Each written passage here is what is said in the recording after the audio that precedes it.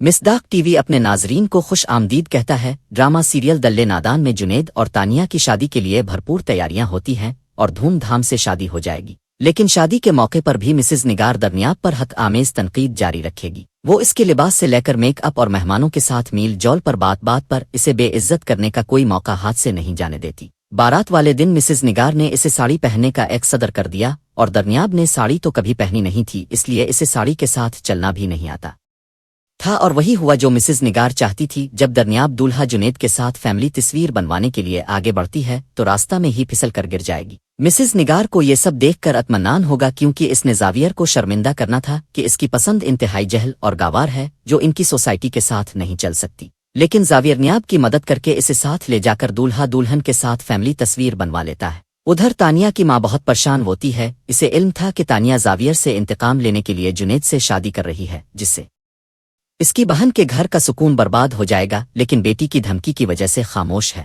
نکاح کے موقع پر جب تانیہ کی ماں ڈیمانڈ کرے گی کہ اس کی بیٹی کے نام پر کوئی جائیداد لکھی جائے تو دادی اسے کہیں گی کہ ایک مہر میں جو مرضی لکھوا لو، لیکن شادی سے پہلے بیٹیوں کے نام جائیداد لکھنے کا ہمارے ہاں کوئی رواج نہیں، جس پر تانیہ کی ماں خاموش ہو جائے گی اور باہمی رضامندی کے بعد ایک مہر لکھ کر نکاح ہوتا ہے۔ رخصتی ہے بعد جب جنید اپنی دلہن کو لے کر اپنے کمرہ عروسی میں پہنچتا ہے تو تانیہ اسے آنکھیں پھیر لیتی ہے۔ تانیہ کا اس گھر میں بہو بینر گھسنے کا پلان پورا ہو چکا تھا، اب اس نے جنید کو دھکار دیا۔ جنید اپنے ساتھ یہ دھوکہ دیکھ کر اپنے والدین کو بتائے گا، لیکن اب گھر کی عزت کی بات آ جائے گی۔ کیا تانیہ جنید کی بیوی تبنک کر اس گھر میں رہ سکے گی؟ مسز نگار کے ساتھ مل کر درنیاب کی درگت بنائیں گے؟ سبسکرائب کیجیے اور کومنٹس میں اپنی رائے ضرور دیجیے۔ شکریہ۔